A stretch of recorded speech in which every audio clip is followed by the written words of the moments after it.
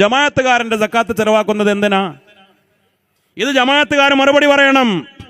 Jamaat-e Islami സക്കാത്തിന്റെ fund ചെലവഴിക്കുന്നത് മാധ്യമം പത്രത്തിന്റെ കുത്തിത്തിരിപ്പിന്.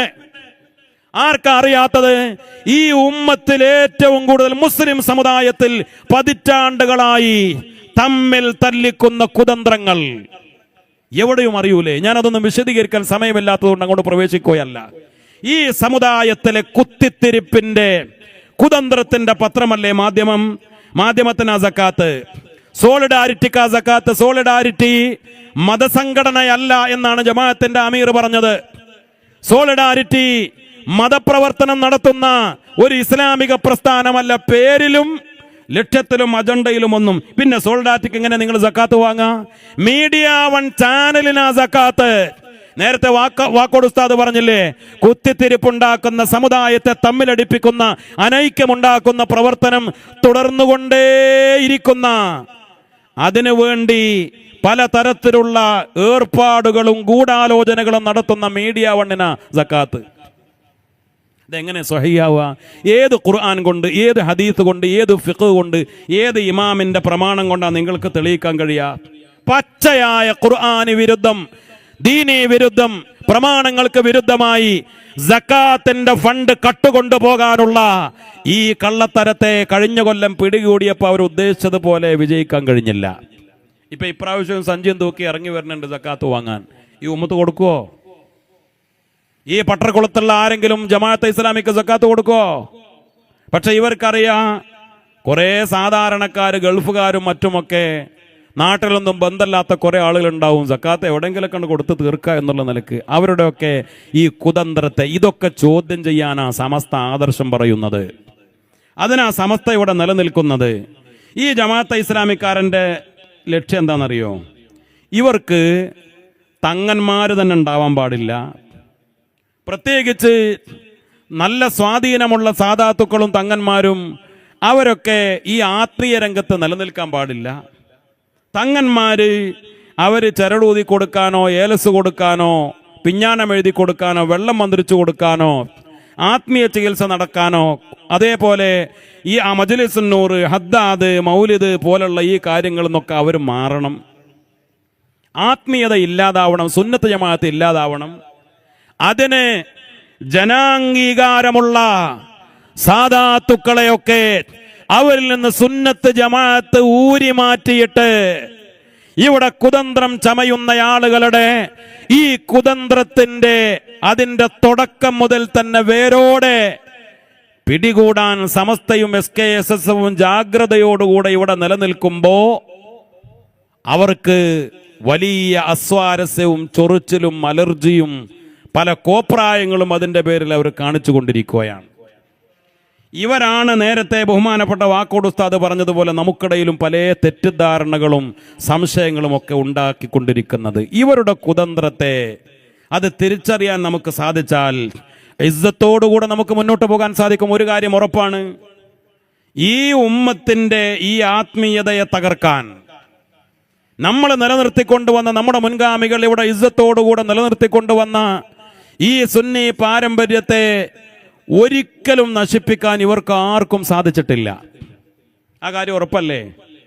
ഇപ്പോ നമുക്കറിയാം, സമസ്തയുടെ ബുക്ക് ഡിപ്പോ, മുഅല്ലിം ബുക്ക് ഡിപ്പോ, മുഅല്ലിം സെന്ററിന്റെ പ്രത്യേക പ്രസിദ്ധീകരണശാല, SKSSന്റെ പ്രസിദ്ധീകരണശാല ഇസ, അതേപോലെ ഒരുപാട് സമസ്തയുമായി ബന്ധപ്പെട്ട സ്ഥാപനങ്ങളിൽ പ്രസിദ്ധീകരണങ്ങൾ നടക്കുന്നു.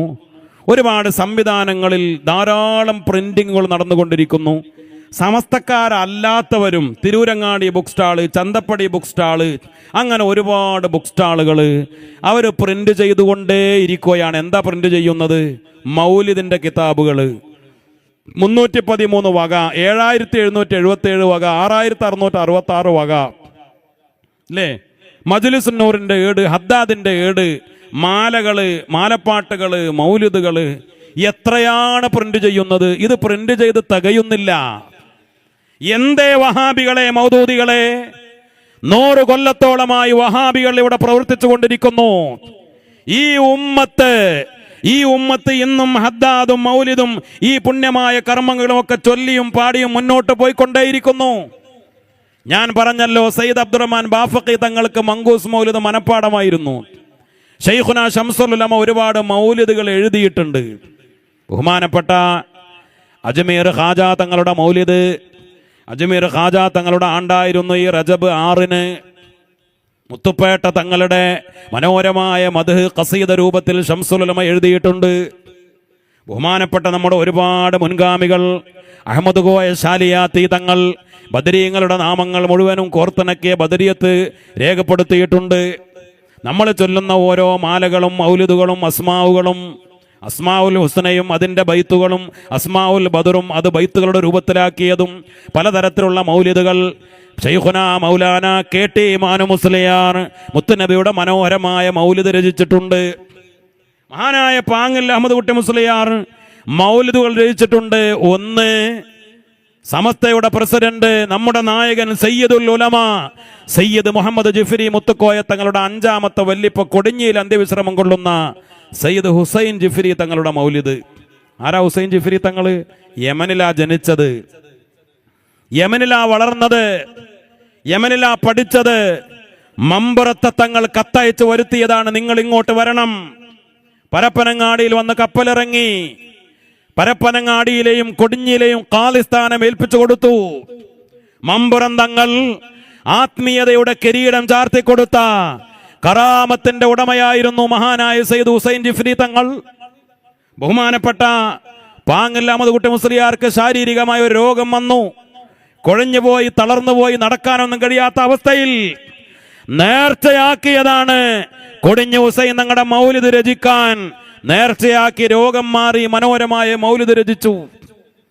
ബഹുമാനപ്പെട്ട കോഴിക്കോട് ഖാദി സയ്യിദ് ജമലുല്ലൈലി തങ്ങളുടെ, നമ്മുടെ നേതാവ് SYSന്റെ സംസ്ഥാന ജനറൽ സെക്രട്ടറി, മജ്ലിസുന്നൂറിന്റെ സമുന്നതനായ നായകൻ, ബഹുമാനപ്പെട്ട മഹാനായ കോഴിക്കോട് ഖാദിയുടെ പിതാമഹൻ, ഈ കേരളത്തിലേക്ക് കടന്നു വന്ന സയ്യിദ് ഖുതുബ് ജമലുല്ലൈലി തങ്ങൾ കറാമത്തിലൂടെ കേരളത്തിലേക്ക് വന്ന മഹാനാ. ആ മഹാനുഭാവന്റെ മൗലിദ് രചിച്ചിട്ടുണ്ട് പാങ്ങുകാരൻ പാങ്ങിൽ അഹമ്മദ് കുട്ടി മുസ്ലിയാർ, സമസ്തയുടെ പ്രസിഡന്റ്. തന്റെ സഹോദരൻ, അവരുടെ അനുജന് ജീവിതത്തിൽ വലിയൊരു ബുദ്ധിമുട്ടൊരു പ്രയാസം വന്നപ്പോൾ അതിന്ന് രക്ഷപ്പെടാനാ നേർച്ചയാക്കിയത്. ജമലുല്ലൈലി തങ്ങളുടെ പിതാമഹന്റെ മൗലിദ് സയ്യിദ് ഖുതുബ് ജമലുല്ലൈലി തങ്ങളുടെ മൗലിദ് രചിച്ചു. ആ പ്രയാസത്തിന് രക്ഷപ്പെട്ടു. ഈ ആത്മീയതയാ നമ്മുടെ വഴി. തങ്ങന്മാരുടെ, നമ്മുടെ മുൻഗാമികളുടെ, നമ്മുടെ സ്വാലിഹീങ്ങളുടെ, നമ്മുടെ ഉസ്താദുമാരുടെ ഈ ആത്മീയത ഇവിടെ നിലനിൽക്കണം. അതിനാ സമസ്ത. അതുകൊണ്ട് തന്നെ ഇൻഷാ അല്ലാഹ് ഈ പുണ്യമായ അമലുകളും നമ്മുടെ ആദർശ വിശുദ്ധിയും ഇവിടെ നിലനിന്ന് പോയാലോ നമുക്കും അവരൊക്കെ മരിച്ചു പോയതുപോലെ മരിച്ചു പോകാം. ഇതിനല്ലേ നമ്മൾ ആഗ്രഹിക്കുന്നത്? നിങ്ങൾ ചിന്തിച്ചു നോക്ക്, എത്ര വലിയ ഗൗരവമാണ് ഈ ബിദ്അത്ത് കൊണ്ടുള്ള അപകടം. എൻ്റെ ഒരു സുഹൃത്ത് ഒരു മഹലിലെ ഖത്തീബ. അപ്പൊ അവിടെ ഒരു വഹാബി കുടുംബമുണ്ട്. അവരുടെ കുടുംബത്തിന് നിക്കാഹ് വന്നു. അപ്പൊ അവർക്ക് ആഗ്രഹം, അവരുടെ ആചാരപ്രകാരം നിക്കാഹ് നടക്കണം എന്ന് പറഞ്ഞാൽ ഖുത്ബ അറബിയിലാവാൻ പാടില്ല, മലയാളത്തിൽ ഖുത്ബയൊക്കെ നടത്തി ഒരു പ്രഭാഷണം നടത്തി അവരുടെ ആചാരപ്രകാരം നിക്കാഹ് നടക്കണം. പള്ളിയിലെ ഖത്തീബിനോട് വന്ന് പറഞ്ഞു, ഉസ്താദ് പറഞ്ഞു അത് നടക്കൂല. അപ്പോൾ ഇവർ പറഞ്ഞു പ്രസംഗം വേണമെന്ന്. ഞാൻ പ്രസംഗിക്കുമെന്ന് പറഞ്ഞു. തൻ്റെ ഇടമുള്ള ഖത്തീബുമാരുണ്ടാവുമല്ലോ, ഞാൻ പ്രസംഗിച്ചോളാന്ന് പറഞ്ഞു. പിന്നെ ഇവർക്കാണെങ്കിൽ മഹല് വിട്ടുപോകാനും വയ്യ, ഇതൊക്കെ മഹലിൽ രജിസ്ട്രിയും വേണം, അപ്പോൾ ഇതിട്ട് ഒഴിവാക്കാനും വയ്യ. അപ്പോൾ പിന്നെ അവരങ്ങനെ പിന്തിരിഞ്ഞു പോയി. പിന്നെ വിളിച്ചു, ഉസ്താദേ ഏതായാലും ഞങ്ങൾ പ്രസംഗിച്ചോളി, നിങ്ങൾ നിക്കാഹൊക്കെ നടത്തിക്കോളിയും. എന്നാൽ ഒരു കാര്യം ചെയ്യാൻ പറ്റുമോ, ആ അവസാനം അൽഫാത്തിഹ എന്ന് വിളിച്ചാൽ ദുആ ഒന്ന് ഒഴിവാക്കാൻ പറ്റുമോ? വളരെ ആവശ്യമാണ്. നിങ്ങളൊന്ന് ആലോചിച്ച് നോക്കി, എന്തിനാ ഈ ദുആ ചെയ്യുന്നത്? എന്താണ് ഈ ബിദ്അത്ത്? അൽ ഫാത്തിഹ എന്ന് കേൾക്കാൻ വയ്യ, സഹിക്കൂല. ഈ അൽ ഫാത്തിഹ വിളിച്ച് ദുആ ചെയ്യുന്ന ആർക്ക് വേണ്ടിയാ? ഈ ഭാര്യ ഭർത്താക്കന്മാർക്ക് വേണ്ടിയല്ലേ? മുത്തനബി പഠിപ്പിച്ച ദുആ, ഖുർആനിൽ വന്ന ദുആ, ഇതല്ലേ ഖത്തീബുമാർ ദുആ ചെയ്യാറുള്ളത്? റബ്ബന ഹബ് ലനാ മിൻ അസ്വാജിനാ വദുർരിയാതിനാ, ഈ ദുആയല്ലേ നടത്താറുള്ളത്? ബാറക്കല്ലാഹു ലക്കുമാ വ ബാറക അലൈക്കുമാ, മുത്തനബി പഠിപ്പിച്ച ദുആയല്ലേ പറയാറുള്ളത്? അള്ളാഹിനോട് ദുആ ചെയ്യാറുള്ളത്. ഇതൊന്നും വേണ്ട, ദുആ വേണ്ട, പേടി. അപ്പൊ പിന്നെ ഉസ്താദ് പറഞ്ഞു, അതൊന്നുമില്ല, ഞങ്ങൾ ദുആർക്കുന്നു, ഞാൻ അൽ ഫാത്തിഹ വിളിക്കും, ദ്വയർക്കുൻ, നിങ്ങൾ ആരും ആമി പറഞ്ഞു, എൻ്റെ മുക്കറി ആമയും പറഞ്ഞോളെന്നും പറഞ്ഞു. മൂപ്പര് വിട്ടില്ല. അപ്പൊ പിന്നെ അടുത്ത ചോദ്യം, എന്നാ പിന്നെ അൽഫാത്തിഹ വിളിച്ചോളൂ, എന്നാ ഇലാഹദറത്തി വൈലാഹദറത്തി ഒഴിവാക്കി തരുമോന്നാ പിന്നെ അവസാനത്തെ റിക്വസ്റ്റ്. അവൻ അതൊന്നും നടക്കൂല, ഞങ്ങളുടേതായ എല്ലാ വീട്ടിലും നടക്കുന്നത് പോലുള്ള നിക്കാഹ് അവിടെയും നടത്തും. ഏതായാലും അങ്ങനെ പോയി നിക്കാഹ് നടത്തി. ഇവർ വാശി പിടിച്ച് ആമീൻ ചൊല്ലൂലല്ലോ, സ്വാഭാവികമാണല്ലോ. ആരോടായി ഈ ദേഷ്യം? ഈ സാധുക്കൾ സത്യത്തിൽ എന്താ ഇവരെ പഠിപ്പിച്ചത്? നിസ്കാരത്തിന് ശേഷം കൂട്ടപ്രാർത്ഥന അല്ല എന്ന് ഇവരുടെ മൗലവിമാർ പഠിപ്പിച്ചു. അപ്പൊ പിന്നെ ഇവർ മനസ്സിലാക്കി, പിന്നെ എവിടെ നിക്കാഹ് കഴിഞ്ഞാലും കൂട്ടപ്രാർത്ഥന പാടില്ല, ഒരു കട ഉദ്ഘാടനം ചെയ്താലും കൂട്ടപ്രാർത്ഥന പാടില്ല, മരണ വീട്ടിൽ കൂട്ടപ്രാർത്ഥന പാടില്ല, എവിടെയും ആമീൻ എന്ന് കേൾക്കാൻ വയ്യ. ഒരാൾ ദ്വാരക്കാൻ മറ്റൊരു ആമീൻ പറയും, പരിപാടിയേ ഇല്ല. ഇതെന്ത് ദീനാണ്? എന്താണ് ഇവരുടെ ദീൻ? കേവലം കുറെ തിയറികളോ കേവലം കുറെ സിദ്ധാന്തങ്ങളോ? ആത്മീയതയുടെ മാധുര്യമില്ലാത്ത, ആത്മീയതയുടെ പച്ചപ്പില്ലാത്ത ഉണങ്ങി വരണ്ട ഒരു മതമാണ് ബിദ്അത്തിന്റെ മതം എന്ന് നമ്മൾ മനസ്സിലാക്കണം. അവർക്ക് യാസീൻ ഓതാൻ പാടില്ല, ഖത്തമുൽ ഖുർആൻ പാടില്ല, അതൊന്നും അവർക്ക് സഹിക്കൂല. പിന്നെ എന്താ അവർക്ക് പറ്റുക? ഒന്നും പറ്റൂല അല്ലേ? ഹദ്ദാദ് ചെല്ലാൻ പാടില്ല. എന്തിനാ ഹദ്ദാദിനോട് വിരോധം? ഇവരെങ്ങനെ പറഞ്ഞ് കളിയാക്കും. Haddad made in Yemen, Burda made in Egypt, മംഗൂസ് മൗലിദ് മേഡ് ഇൻ പൊന്നാനി, മജ്ലിസുൻ നൂർ മേഡ് ഇൻ പാണക്കാട്. ഇത് മക്കത്ത് മദീനത്തുണ്ടായതൊന്നുമില്ലല്ലോ. ഇത് കേൾക്കുമ്പോൾ നമുക്കൊന്നും തോന്നും സംഗതി ശരിയാണല്ലോ, സാധാരണക്കാരല്ലേ. സഹോദരങ്ങളെ, ഹദ്ദാദ് എന്ന് പറഞ്ഞാൽ എന്താ?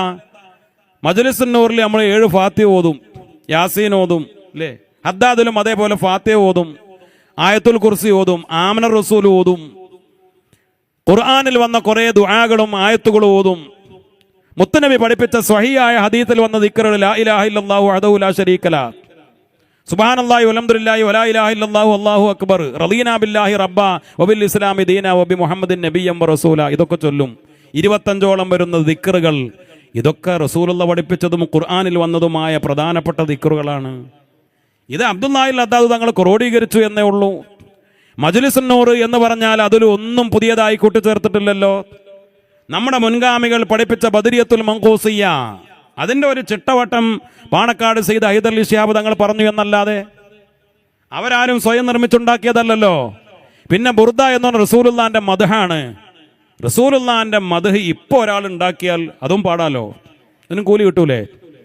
അറബിയിലോ മലയാളത്തിലോ ഇംഗ്ലീഷിലോ മുത്തുനബിയുടെ മദ്ഹ് പാടിയാൽ, അത് എഴുതിയാൽ, അത് കവിത രൂപത്തിലായാൽ, പാട്ടിന്റെ രൂപത്തിലായാൽ, അത് ഇപ്പോൾ ഒരാളുണ്ടാക്കി പാടിയാലും ആ നിയത്തോടുകൂടി റസൂലുള്ളാന്റെ മദ്ഹാണ് എന്ന നിയത്തിൽ കൂലി കിട്ടൂലേ, പ്രതിഫലം കിട്ടൂലേ? അടിസ്ഥാനപരമായ കാര്യമല്ലേ ചിന്തിക്കേണ്ടത്? അതിന് പകരം ഇങ്ങനെയുള്ള വിദണ്ഡവാദങ്ങൾ പറഞ്ഞ് സമൂഹത്തെ തെറ്റിദ്ധരിപ്പിച്ച് ഈ നന്മകളിൽ നിന്ന് മുഴുവനും അടർത്തിക്കൊണ്ടുപോയി നമ്മുടെ ഈമാനിനെ തകർക്കുന്ന ഈ നിക്ഷിപ്ത താല്പര്യക്കാരെ തിരിച്ചറിയാൻ നമുക്ക് കഴിഞ്ഞാൽ നമ്മൾ രക്ഷപ്പെടും. ഞാൻ അവസാനിപ്പിക്കുകയാണ്. അതിനാണ് സമസ്തയുടെ ലക്ഷ്യം, അത് മാത്രമാണ്. അതിനാണ് സമസ്ത കേരള ജമിയത്തുലമയുടെ കീഴിൽ 11,090 മദ്രസകളുള്ളത്.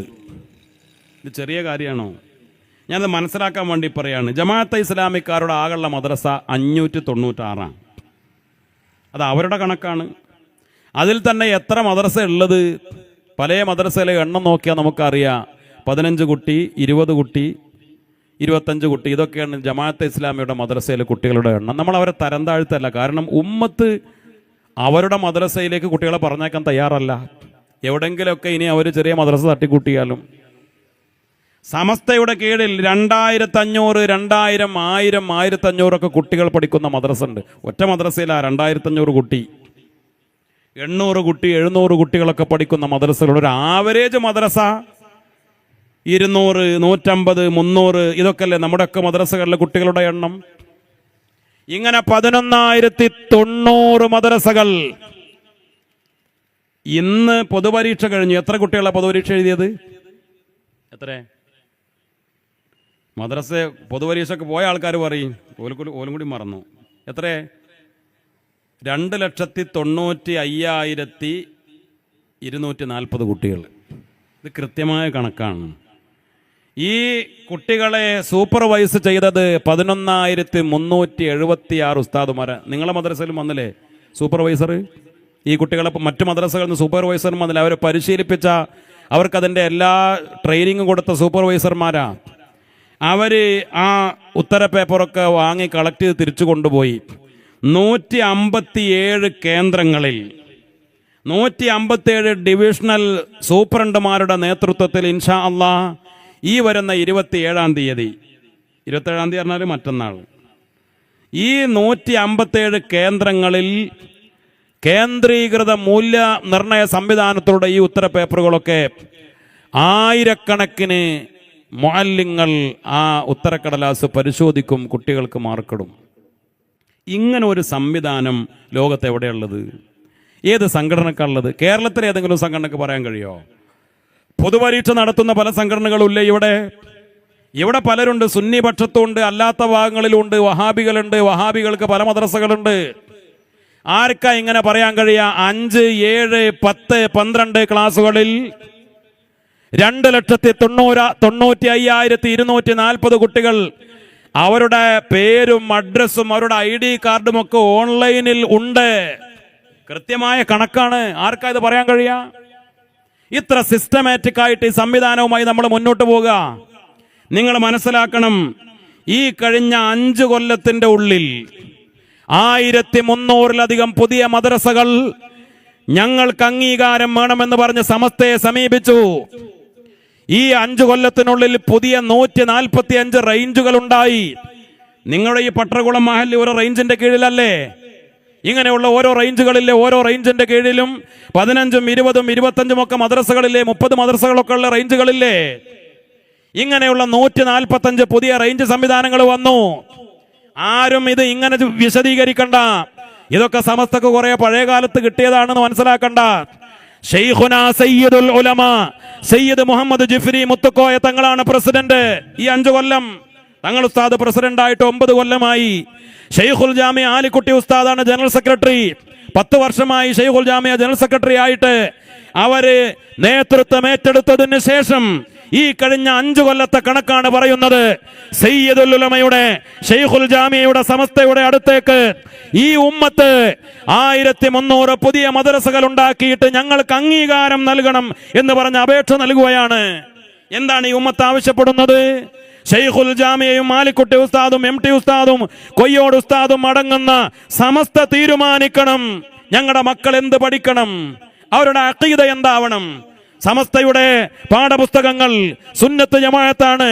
വിശ്വാസങ്ങൾ, കർമ്മങ്ങൾ, അഖീദ, ഫിഖ്, താരീഖ്, തജ്വീദ്, അഖ്ലാഖ് എല്ലാം സമസ്ത പഠിപ്പിക്കുകയല്ലേ ഈ മക്കൾക്ക്?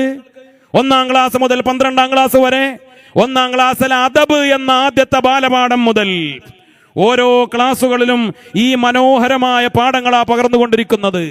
അഖ്ലാഖ് എന്ന പാഠപുസ്തകങ്ങളിലൂടെ എങ്ങനെയാണ് അയൽക്കാരെ ബഹുമാനിക്കേണ്ടത്, ഇതര മതസ്ഥരോട് എങ്ങനെയാണ് പെരുമാറേണ്ടത്, ഈ രാജ്യത്ത് എങ്ങനെയാണ് ജീവിക്കേണ്ടത്, ഹുബ്ബുൽ വതൻ എന്ന പാഠം ഒരു പാഠമായിട്ടാണ് സമസ്ത പഠിപ്പിക്കുന്നത്. നാളെ റിപ്പബ്ലിക് ദിനത്തിന് നമ്മുടെ മദ്രസകൾ കേന്ദ്രീകരിച്ചും പതാക ഉയർത്തും. ഈ രാജ്യത്തിന്റെ റിപ്പബ്ലിക് ആചരിക്കും, സ്വാതന്ത്ര്യ ദിനത്തിനും ആചരിക്കും.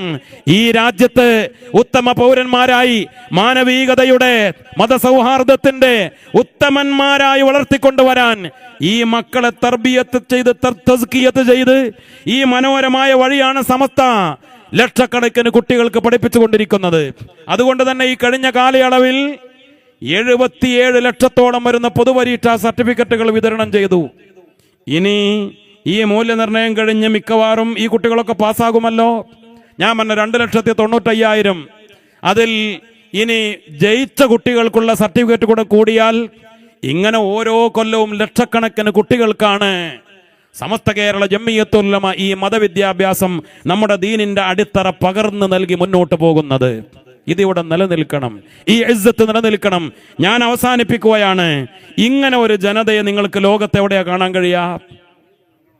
നിങ്ങൾ മനസ്സിലാക്കണം, നമ്മുടെ നാട്ടില് ഈ മലപ്പുറം ജില്ലയിൽ കേരളക്കരയിൽ മുസ്ലിം കൂട്ടത്തിൽ ഖുർആൻ ഓതാൻ അറിയാത്ത എത്ര ആളുണ്ടാകും? മിക്കവാറും ആളുകൾക്ക് ഉമ്മമാര്, സ്ത്രീകള്, കുട്ടികൾ, ചെറുപ്പക്കാരൊക്കെ ഖുർആൻ ഓതാൻ അറിയുന്നവരല്ലേ, ഖുർആൻ ഓതുന്നവരല്ലേ? നിസ്കാരത്തിന്റെ ഫർളും ഷർത്തും ആദാബും സുന്നത്തുകളും ഒക്കെ അറിയുന്നവരല്ലേ? നോമ്പിന്റെ മസ്അലകൾ അറിയുന്നവരല്ലേ? ഹജ്ജിന്റെയും ഉംറയുടെയും മസ്അലകൾ പോലും സാമാന്യം അറിവുള്ളവരാണ് നമ്മുടെയൊക്കെ ഉമ്മമാര്, സഹോദരങ്ങള്, സഹോദരിമാര്, സാധാരണക്കാര്. അത്യാവശ്യം എല്ലാ മസ്അലകളും എല്ലാവർക്കും ഒക്കെ അറിയാം. അനന്തരാവകാശ നിയമങ്ങൾ പോലും പല സാധാരണക്കാർക്കും അറിയാം, ആരോടും ചോദിക്കണ്ട. ആ നിലയിൽ ദീനീ ബോധമുള്ള ഒരു തലമുറ എവിടെയാണുള്ളത്? അറബ് നാടുകളിലുണ്ടോ? ഈജിപ്തിലുണ്ടോ? എത്രയോ പണ്ഡിതന്മാർ കഴിഞ്ഞു പോയ നാടാണ് മിസ്ർ, ഈജിപ്ത്. അൽ അസർ ഇസ്ലാമിക് യൂണിവേഴ്സിറ്റിയുടെ നാടാണ് ഈജിപ്ത്. ഈജിപ്തിൽ ഈ അടുത്ത് നടത്തിയ ഒരു പഠനം തെളിയിക്കുന്നത് ലക്ഷക്കണക്കിന് ആളുകൾ ഈജിപ്തുകാർ അറബ് നാടാണ്. 95% മുസ്ലിങ്ങളുള്ള നാടാണ് ഈജിപ്ത്, മിസ്ർ. അവിടെ ലക്ഷക്കണക്കിന് മുസ്ലിങ്ങൾ ഖുർആൻ ഓതാൻ അറിയൂല, നിസ്കരിക്കാൻ അറിയൂല, ദീനിയായ യാതൊരു ബോധവുമില്ല. എന്തേ കാരണം? നമ്മുടെ നാട്ടിലുണ്ടായതുപോലെ മദ്രസകൾ ഉണ്ടായില്ല. യൂണിവേഴ്സിറ്റിയും വലിയ അറബി കോളേജും വലിയ പണ്ഡിതന്മാരും മിസ്രി പണ്ഡിതന്മാരും ഉണ്ടായിട്ട് കാര്യമില്ലല്ലോ. സമസ്ത ചെയ്തതുപോലെ നാടായ നാടുകളിലേക്ക് ഇറങ്ങിച്ചെന്ന്, ഗ്രാമങ്ങളിലേക്കൊക്കെ ഇറങ്ങിച്ചെന്ന് ഇങ്ങനെ ഒരു സംവിധാനത്തെ കെട്ടിപ്പടുക്കാൻ ഒരിക്കലും സാധിച്ചില്ല എന്നതാണ് ഏറ്റവും പ്രധാനപ്പെട്ട കാര്യം. അതുകൊണ്ട് തന്നെ അവിടങ്ങളിലൊക്കെ മുസ്ലിം ഉമ്മത്ത് ഒരുപാട് പുറകിലേക്ക് പോയി. അത് മാത്രമല്ല, അവിടങ്ങളിൽ പറ്റിയ അപകടം എന്താണെന്നറിയോ? അതും കൂടെ പറഞ്ഞ് ഞാൻ അവസാനിപ്പിക്കുകയാണ്. ഈജിപ്തിൽ എപ്പോഴും ആഭ്യന്തര കലാപമാണ്, സംഘർഷങ്ങളാണ്. മുസ്ലിം ലോകങ്ങളിലൊക്കെ പലപ്പോഴും കലാപങ്ങളും സംഘടനകളും പ്രശ്നങ്ങളും പ്രതിസന്ധികളുമാണ്. എന്തേ കാരണം? ഇഖ്വാനുൽ മുസ്ലിമൂൻ പോലെയുള്ള സംഘടനകൾ അവിടെ അപകടങ്ങൾ ഉണ്ടാക്കി. ആരാ ഇഖ്വാനുൽ മുസ്ലിമൂൻ? ജമാഅത്തെ ഇസ്ലാമിയും ഇഖ്വാനുൽ മുസ്ലിമൂൻ ഒരേ വയറ്റിൽ നിന്ന് വന്നവരാ, ഒരേ സുഹൃത്തുക്കളാ, ഒരേ സഹോദരങ്ങളാ, ഒരേ ആശയക്കാരാ, ഒരേ ഹുക്കുമത്തയിലായി വാദക്കാരാ, ഒരേ മതരാഷ്ട്രവാദക്കാരാ. അതുകൊണ്ടാണ് നമ്മുടെ നാട്ടിലെ ജമാഅത്തുകാർ ഇപ്പോഴും അവരെ പൊക്കിപ്പിടിച്ച് നടക്കാറുള്ളത്. ഹസനുൽ ബന്നയെ, സയ്യിദ് ഖുതുബിനെ, ഇഖ്വാനുൽ മുസ്ലിമീന്റെ ആളുകളെ ഇഖ്വാനുൽ മുസ്ലിമൂൻ മാത്രം പഠിപ്പിക്കാൻ അവർ പഠിപ്പിക്കുന്നുണ്ട് ജമാഅത്തുകാർ ഇവിടെ കേരളക്കരയിൽ. IPH പ്രസിദ്ധീകരിച്ച പുസ്തകം. എന്താ ഇവരുമായിട്ടുള്ള ബന്ധം, ചങ്ങാത്തം? ഇവർ മതരാഷ്ട്രവാദത്തിന്റെ ആളുകളാ, തീവ്രവാദ ചിന്താഗതിയുള്ള ആളുകളാ. ഈ ഇഖ്വാനുൽ മുസ്ലിമൂൻ കാരണം ഈജിപ്തിൽ എത്ര ആളുകൾ കൊല ചെയ്യപ്പെട്ടു. കാശ്മീരിൽ ജമാഅത്തെ ഇസ്ലാമി, ബംഗ്ലാദേശ് ജമാഅത്തെ ഇസ്ലാമി, പാകിസ്ഥാൻ ജമാഅത്തെ ഇസ്ലാമി, ഇവരുടെ തീവ്രവാദം കാരണം എത്ര ആളുകൾ ലോകത്ത് മരിച്ചൊടുങ്ങി, എത്ര ആളുകളെ കൊന്നൊടുക്കി മുസ്ലിങ്ങളെ. എന്തേ കാരണം? ബിദ്അത്തിന് വളരാൻ അനുമതി നൽകിയാൽ, അതേപോലെ ലോകത്തെവിടെയും മുസ്ലിം രാജ്യങ്ങളിലും അല്ലാത്ത പ്രദേശങ്ങളിലും തീവ്രവാദവും ഭീകരതയും ഒക്കെ ഉണ്ടാക്കിയതാരാ? വഹാബിസം, സലഫിസം, മൗദൂദിസം, ഇഖ്വാനിസം, ബിദ്അത്തുകാര്. അതുകൊണ്ട് തന്നെ ബിദ്അത്ത് വളരാൻ പാടില്ല. ഇവിടെ പാരമ്പര്യമുള്ള സുന്നി വിശ്വാസം, ഔലിയാക്കളുടെ വഴി, സ്വാലിഹീങ്ങളുടെ വഴി, നമ്മുടെ മുൻഗാമികളുടെ വഴി, തങ്ങന്മാരുടെ വഴി, അതിവിടെ നിലനിൽക്കണം. അതിനാണ് സമസ്ത കേരള ജംഇയ്യത്തുൽ ഉലമ കഠിനാധ്വാനം ചെയ്യുന്നത്. ഇൻഷാ അല്ലാഹ് ഞാൻ അവസാനിപ്പിക്കുകയാണ്. സഹോദരങ്ങളെ, സമസ്തയെ ജനങ്ങൾ ഏറ്റെടുത്തു. അതിലാരും അസൂയപ്പെട്ടിട്ട് കാര്യമില്ല. കാരണം എവിടെയും സമസ്ത, ഏത് നാട്ടിൽ ചെന്നാലും, കർണാടകയിലൂടെയൊക്കെ യാത്ര ചെയ്യുമ്പോൾ മംഗലാപുരം ഭാഗങ്ങളിലൊക്കെ പടുകൂറ്റൻ ബോർഡുകൾ, എവിടെയും സമസ്തയുടെ പതാക, എവിടെയും സമസ്തയുടെ നായകന്മാർ, എവിടെയും ആദർശ വിശുദ്ധി നൂറ്റാണ്ടുകളിലൂടെ, എവിടെയും പദയാത്രകൾ, പ്രകടനങ്ങൾ, ബൈക്ക് റാലികൾ, പ്രചരണ സമ്മേളനങ്ങൾ, നാടായ നാടെങ്ങും സമസ്തയുടെ ഒരു മഹാ ക്യാമ്പ്. 33,313 ആളുകളാണ് പങ്കെടുക്കുന്നത്. അതിൽ ഒരാൾ കുറവുണ്ടാവില്ല. അതാ ക്യാമ്പിന്റെ പ്രത്യേകത. ഞാനത് വിശദീകരിക്കുകയല്ല. അത്ര കൃത്യതയോടുകൂടെ ഈ ആളുകൾക്ക് മുഴുവനും അവരുടെ ഫോട്ടോ പതിച്ച ID കാർഡ് വരെ കൊടുത്തുകൊണ്ടുള്ള സിസ്റ്റമാറ്റിക് ആയിട്ടുള്ളൊരു ക്യാമ്പാണ്. ആ ക്യാമ്പ്, അതിലേക്കുള്ള പ്രവേശനം, അവിടുത്തെ ക്ലാസുകൾ, അവിടുത്തെ സംവിധാനങ്ങൾ, അൽഹംദുലില്ലാ ഒരു മഹാത്ഭുതമായി, ഒരു വലിയ ഈ നൂറ്റാണ്ടിലെ ഒരു അത്ഭുതമായി.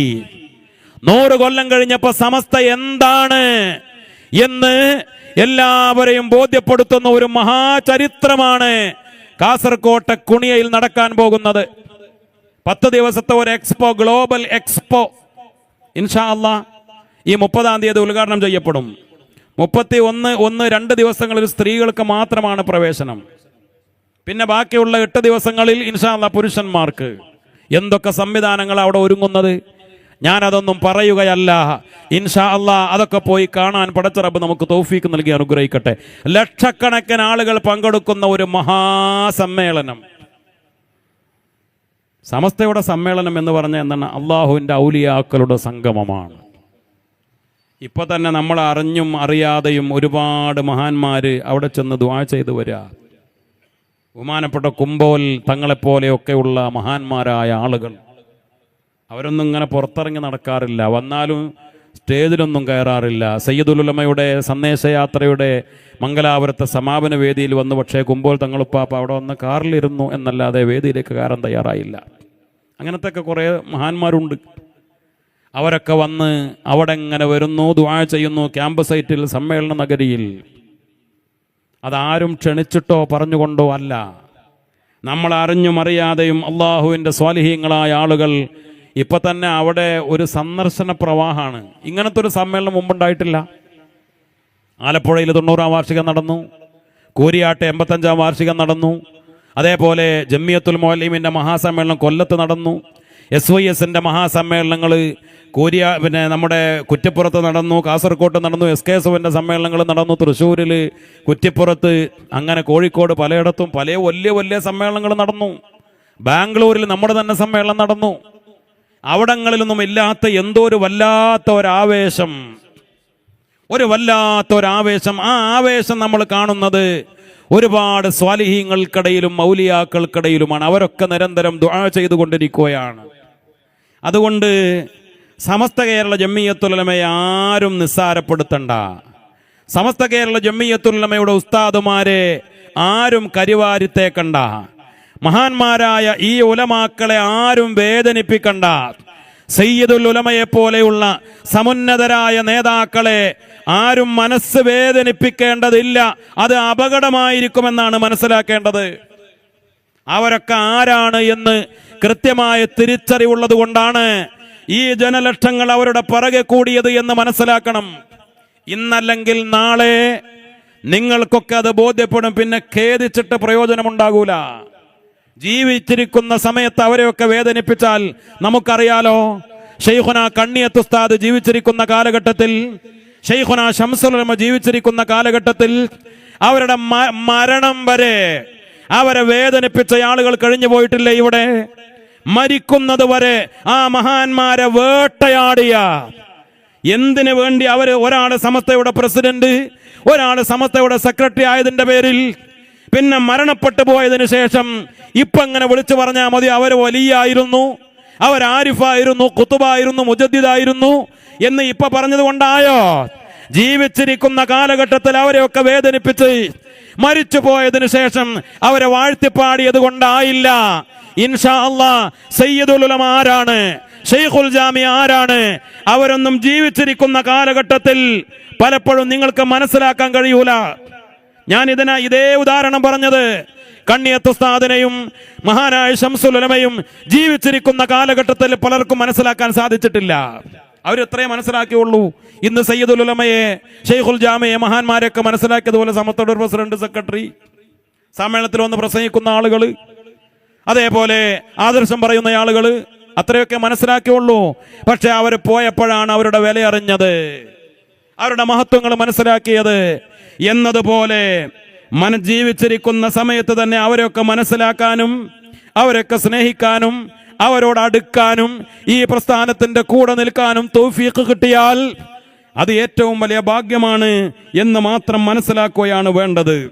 എന്തെങ്കിലും നിക്ഷിപ്ത താല്പര്യങ്ങൾക്ക് വേണ്ടി ഈ വഹാബികളുടെയും മൗദൂദികളുടെയും സമസ്തയുടെ ശത്രുക്കളുടെ കുതന്ത്രങ്ങൾക്ക്, അവരുടെ ചൊൽപ്പടിക്ക്, അല്ലെങ്കിൽ അവരുടെ മന്ത്രങ്ങൾക്ക് വഴിപ്പെട്ടുകൊണ്ട് ഈ ദുഷ്ടലാക്കുമായി ആരൊക്കെ സമസ്തയുടെ പുറകെ വന്നാലും, സമസ്തക്കെതിരെ കല്ലെറിഞ്ഞാലും, സമസ്തയെ വേദനിപ്പിക്കാൻ എന്തൊക്കെ കുത്തുവാക്കുകളുമായി വന്നാലും അതൊക്കെ അവർക്കെതിരെ തിരിച്ചടിക്കുകയാണ് ചെയ്യുക എന്നത് ഈ 100 കൊല്ലത്തെ സമസ്തയുടെ അനുഭവമാണ്, ചരിത്രമാണ്.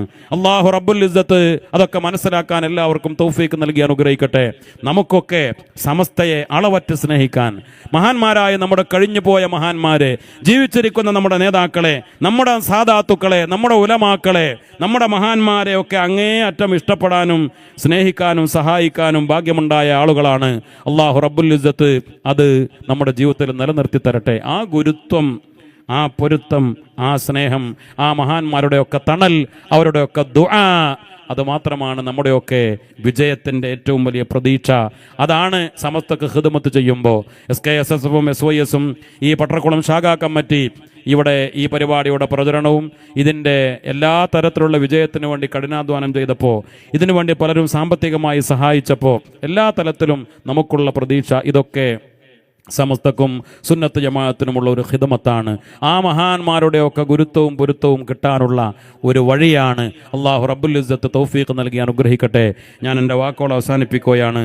അർഹമുർ റാഹിമീനായ അള്ളാഹുവേ, ഞങ്ങളുടെ ഈ സമ്മേളനം കബൂലാക്കണേ റബ്ബേ. ഇതിനു വേണ്ടി ആരൊക്കെ പ്രവർത്തിച്ചോ, ഇതിൻ്റെ പ്രചരണത്തിന് വേണ്ടി സാമ്പത്തികമായി സഹായിച്ചവർ, വിദേശത്തുള്ള ആളുകൾ, അതേപോലെ ഓൺലൈനിലും മറ്റുമൊക്കെ ഈ പരിപാടി വീക്ഷിച്ചവർ, അള്ളാഹുവേ ദുആ കേൾപ്പിച്ചവർ, ഞങ്ങൾക്ക് എല്ലാവർക്കും അർഹമായ പ്രതിഫലം നൽകണേ റബ്ബേ. ബഹുമാനപ്പെട്ട സമസ്തയുടെ ബറക്കത്ത് കൊണ്ട് ഞങ്ങളുടെയും ദുആ കേൾപ്പിച്ചവരുടെയും സാമ്പത്തികമായി സഹായിച്ചവരുടെയും എല്ലാ ഹലാലായ മുറാദുകളും ഹാസിലാക്കണേ റഹ്മാനെ. എല്ലാ വിഷമങ്ങൾ, പ്രയാസങ്ങൾ, ബുദ്ധിമുട്ടുകൾ പരിഹരിക്കണേ റബ്ബേ. രോഗങ്ങൾക്കൊക്കെ ശിഫ നൽകണേ റബ്ബേ. ആഫിയത്തും ആരോഗ്യവും സിഹത്തും സലാമത്തും നൽകണേ റബ്ബേ. സമസ്തയുടെ മഹാസമ്മേളനവും അനുബന്ധമായ എല്ലാ കാര്യങ്ങളും നീ റാഹത്തലായി വിജയിപ്പിക്കണേ റബ്ബേ. എല്ലാ തടസ്സങ്ങളും ഒഴിവാക്കണേ അല്ലാ. എല്ലാ ശത്രുതകളെയും നീ തിരിച്ചുവിടണേ റബ്ബേ. എല്ലാ കുതന്ത്രങ്ങളെയും പരാജയപ്പെടുത്തണേ അല്ലാ. ഞങ്ങളുടെ നേതാക്കൾക്കൊക്കെ നീ ഇസ്സത്ത് നൽകണേ റഹ്മാനെ. സമസ്തയെ സഹായിച്ചവര്, ഈ നാട്ടിൽ ഈ പ്രസ്ഥാനത്തെ സഹായിക്കുന്നവര്, SYS SKSനൊക്കെ സഹായിച്ചവര്, പടച്ചവനെ ഞങ്ങളുടെ മഹല്ലുകളെ, മദ്രസകളെ, ദീനി സംവിധാനങ്ങളെ ഒക്കെ സഹായിക്കുന്നവര്, രണ്ട് ലോകത്തും നീ സഹായിക്കണേ അല്ലാ. ഞങ്ങളുടെ മക്കളെയൊക്കെ നീ സ്വാലിഹീങ്ങളാക്കണേ റബ്ബേ. അവരുടെയൊക്കെ പരീക്ഷാകാലമാണ്. പൊതുപരീക്ഷ കഴിഞ്ഞു, മദ്രസയിലെ പരീക്ഷ വരുന്നു, സ്കൂളിലും കോളേജിലും ഒക്കെയുള്ള പരീക്ഷകൾ വരുന്നു. എല്ലാ പഠനങ്ങളിലും പരീക്ഷകളും ഞങ്ങളുടെ മക്കൾക്ക് ഉന്നത വിജയം നൽകണേ റബ്ബേ. പടച്ചവനെ ഞങ്ങളുടെ മുത്താലിമീങ്ങളൊക്കെ ഉണ്ട് ഇവിടെ, ദർസിലെ മുത്താലിമീങ്ങൾ, അല്ലാഹുവേ ഉഖ്റവിയായ ആലിമീങ്ങളിൽ, ഇൽമിൻ്റെ അഹ്ലുകാരിൽ അവരെ നീ ചേർക്കണേ റഹ്മാനെ. ഞങ്ങളുടെ ഉസ്താദുമാർക്കൊക്കെ ദീർഘായുസ്സും ആഫിയത്തും ആരോഗ്യവും നൽകണേ അല്ലാ. ഞങ്ങളിൽ നിന്ന് മരണപ്പെട്ടു പോയവർ, ഞങ്ങളുടെ നേതാക്കൾ, ഈ മഹല്ലുമായി ബന്ധപ്പെട്ടവർ, പ്രത്യേകിച്ച് ഇവിടെയാണ് ഞാൻ ഉൾപ്പെടെയുള്ള നിരവധി ഫൈലി പണ്ഡിതന്മാരുടെ ഗുരുനാഥൻ കൂടിയായ ബഹുമാനപ്പെട്ട ഉസ്താദ് ഖാരി അബ്ദുറഹ്മാൻ മുസ്ലിയാർ, അള്ളാഹുവേ അവരുടെ ദറജ ഉയർത്തി കൊടുക്കണേ റബ്ബേ. ഞങ്ങൾക്കൊക്കെ ഖിറാഅത്തിൻ്റെ തജ്വീദിൻ്റെ നിയമങ്ങളൊക്കെ പഠിപ്പിച്ച് അതിൻ്റെ സനദ് നൽകിയ മഹാനാണ്. അതേപോലെ ഖാരി ഹസൻ മുസ്ലിയാർ ഉൾപ്പെടെയുള്ള ആളുകൾ, അള്ളാഹു അവരുടെയൊക്കെ പരലോകത്തെ ദറജ ഉയർത്തി കൊടുക്കണേ റബ്ബേ. ഞങ്ങളുടെ ഈ നാടുകളുമായി, പ്രദേശങ്ങളുമായി, പരിസരവുമായി ബന്ധപ്പെട്ട ഒരുപാട് സ്വാലിഹീങ്ങൾ, ഉസ്താദുമാർ, തങ്ങന്മാർ, ഉലമാക്കൾ, ഉമറാക്കൾ, സംഘടനാ പ്രവർത്തകർ, SKSന് വേണ്ടിയൊക്കെ കഠിനാധ്വാനം ചെയ്തവർ, SYS വേണ്ടി പ്രവർത്തിച്ചവർ പലരും മരിച്ചു പോയിട്ടുണ്ട്. അവരുടെയൊക്കെ ദറജ ഉയർത്തണേ റബ്ബേ. പടച്ചവനെ ഞങ്ങൾക്കൊക്കെ വേണ്ടി വളരെ കഠിനാധ്വാനം ചെയ്യുന്ന ഞങ്ങളുടെ വീട്ടുകാർ, ഉമ്മപെങ്ങന്മാർ, സഹോദരിമാർ, അള്ളാഹുവെ അവർക്കൊക്കെ നീ ഖൈറ് പ്രദാനം ചെയ്യണേ റഹ്മാനെ. ഞങ്ങളുടെ പെൺമക്കൾ, അള്ളാഹുവെ ഞങ്ങളുടെ ആൺമക്കൾ, വിവാഹപ്രായം എത്തിയവരുണ്ട്, അവർക്കൊക്കെ ഏറ്റവും അനുയോജ്യരായ നല്ല ഇണകളെ പ്രദാനം ചെയ്യണേ റബ്ബേ. അള്ളാഹുവെ ഗർഭിണികൾക്ക് സുഖപ്രസവം നൽകണേ അല്ലാ. മക്കളില്ലാത്തവർക്ക് സ്വാലിഹീങ്ങളായ മക്കളെ കൊടുക്കണേ റബ്ബേ. കടങ്ങളുള്ളവർ വീട്ടിൽ കൊടുക്കണേ റഹ്മാനെ. വീടില്ലാത്തവർക്ക് വീടുണ്ടാക്കാൻ തൗഫീക്ക് നൽകണേ റബ്ബേ. ജോലി ഇല്ലാത്തവർക്ക് നല്ല ജോലി കൊടുക്കണേ റബ്ബേ. വിദേശത്തൊക്കെ ഉള്ളവർ എല്ലാ ഖൈറും ബറക്കത്തും നിഅമത്തും പ്രദാനം ചെയ്യണേ റഹ്മാനെ. പല കാര്യങ്ങളും പറഞ്ഞ് ദുആ കേൾപ്പിച്ച സഹോദരങ്ങളുണ്ട്, സഹോദരിമാരുണ്ട്, അവരുടെയൊക്കെ നല്ല ലക്ഷ്യങ്ങൾ നീ നിറവേറ്റി കൊടുക്കണേ റബ്ബേ. പടച്ചവനെ ഞങ്ങളെ ഈ മഹല്ലിലെ ദർസിനെയും അതേപോലെ മുത്തഅല്ലിമീങ്ങളെയൊക്കെ സഹായിക്കുന്നവർ, മദ്രസയെ സഹായിക്കുന്നവർ, മഹല്ലിനെ സഹായിക്കുന്നവർ, പള്ളിയെ സഹായിക്കുന്നവർ, രണ്ട് ലോകത്തും നീ സഹായിക്കണേ റബ്ബേ. ഈ ഐക്യം, ഈ ഒത്തൊരുമ മഹല്ല് ഭാരവാഹികളും ഇവിടുത്തെ ഉസ്താദുമാരും കാരണവന്മാരും സംഘടനാ പ്രവർത്തകരും നല്ല ഐക്യത്തിലും ഒത്തൊരുമയിലും ഇവിടുത്തെ ഉലമാക്കളും ഉമറാക്കളും ഒക്കെ മുന്നോട്ട് പോകുന്നത് അള്ളാഹുവെ നീ കബൂലാക്കണേ റബ്ബേ. അതിൻ്റെ ഭാഗമായിട്ടാണ് 25 വർഷം സേവനം ചെയ്ത് ഇവിടുത്തെ മുഅദ്ദിന് നമ്മുടെ മക്കൾ ആദരവ് നൽകിയത്. അള്ളാഹുവെ അതൊക്കെ നീ കബൂലാക്കണേ റബ്ബേ. ഈ ഇസ്സത്ത്, ഈ പാരമ്പര്യം അള്ളാഹുവെ നീ നിലനിർത്തണേ റഹ്മാനെ. എല്ലാ നാടുകളിലും ഈ ഇസ്സത്തും പാരമ്പര്യവും നിലനിർത്തണേ റബ്ബേ. റബ്ബനാ ആതിനാ ഫിദ്ദുനിയാ ഹസന വഫിൽ ആഖിറതി ഹസനത വഖിനാ അദാബന്നാർ. റബ്ബനാ തഖബ്ബൽ മിന്നാ ഇന്നക أنت السميع العليم وتب علينا إنك أنت التواب الرحيم آمين برحمتك يا أرحم الراحمين. صلى الله تعالى وسلم على خير الخلق سيدنا محمد وآله